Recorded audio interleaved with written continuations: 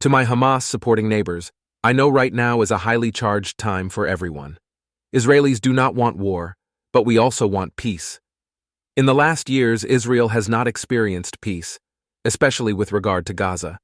The first scuffle dates back to 2009, indeed, but we know that Hamas is just a more extreme, more obnoxious, more cult-like version of what you might call the pursuit of Palestinian liberation.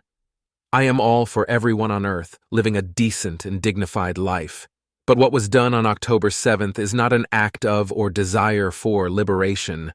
It was a vulgar attempt at ethnic religious revenge and retribution. If you wail and scream about your land, rights, oppression, and misery, but are willing to excuse murder, rape, sadism, mutilation, kidnapping, and torture, then I don't have to listen to your calls for liberation, and I won't.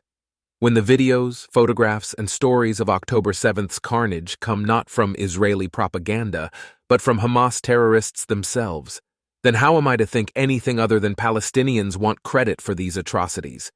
You want me to know you did it.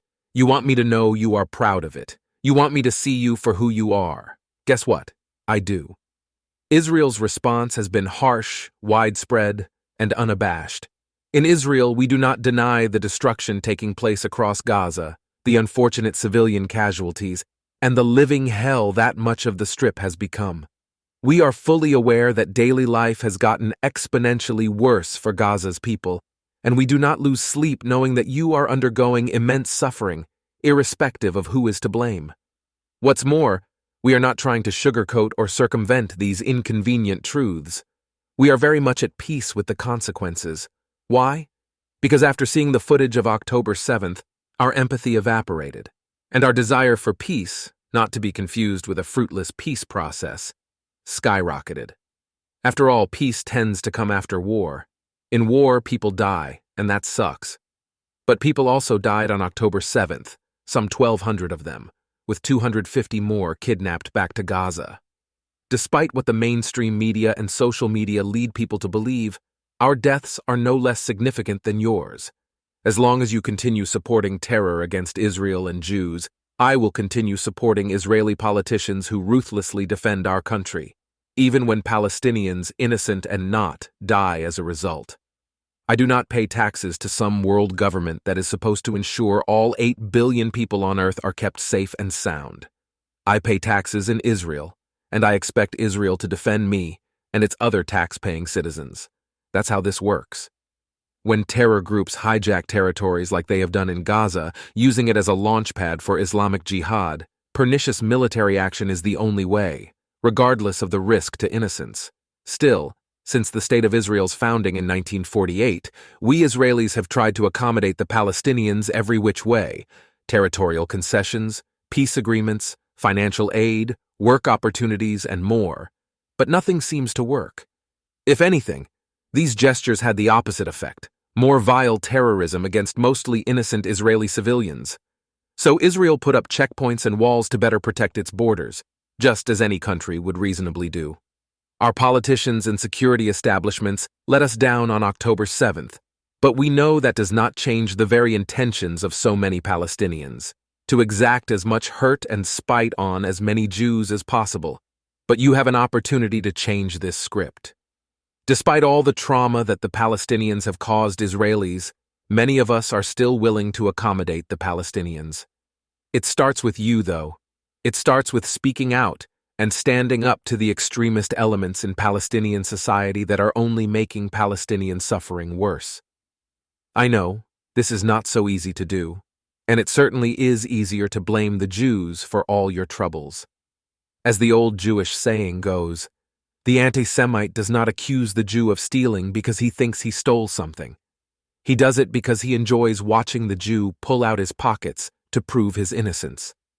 Perhaps what eats at the heart of every Arab Jew hater is that even though there are tons of Arab-majority countries, these countries are mostly riddled in poverty, while the Jews have been able to turn their little sliver of land, one of the only places in the Middle East without oil, into an international powerhouse and thriving society. For those who claim that Israel's success is a result of the financial aid we get from the United States, Think about the billions of dollars that the whole world has poured into Gaza and the West Bank. Honestly, what do you have to show for it? We Jews are not going anywhere. You would not be the first group of people to try to get rid of us. Our history is older than your religion. Zionism is more storied than Palestinian fairy tales. Again, you are tasked with answering the poignant question, do you hate us Jews more than you love yourselves? If you continue to opt for more hate, your lives will remain miserable, while us Jews will find a way to thrive again, just as we have countless times before. The concepts of hard work, dedication, and togetherness are not alien to us. And we Jews have a secret weapon in our struggle with you. We have nowhere else to go. Surely the habits of hard work, dedication, and togetherness can benefit the Palestinians as well, in spite of all the Palestinian leaders who have historically, and still to this day, oppressed their people. But if the English, the French, the Americans, the Chinese, and, yes, even the Israelis were able to do it, you can bring about a revolution too. You can be the generation that rewrote Palestinian history for the better. Being honest about history is a good place to start. Israel is the only nation in the world that is governing itself in the same territory, under the same name, and with the same faith and same language as it did 3,000 years ago.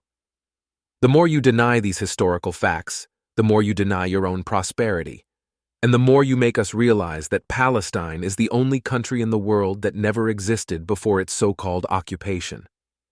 Therefore, the Palestinians have the weakest case among all the world's conflicts, and even then, we are willing to live side by side with you. But we deserve a fair account of history, not a manipulative distortion of it. When distortion is part of a larger effort to justify massacring us, we have a problem. You say we must be dead. We say that we want to be alive. Between life and death, I do not know of any middle ground. And that is why we are where we are today.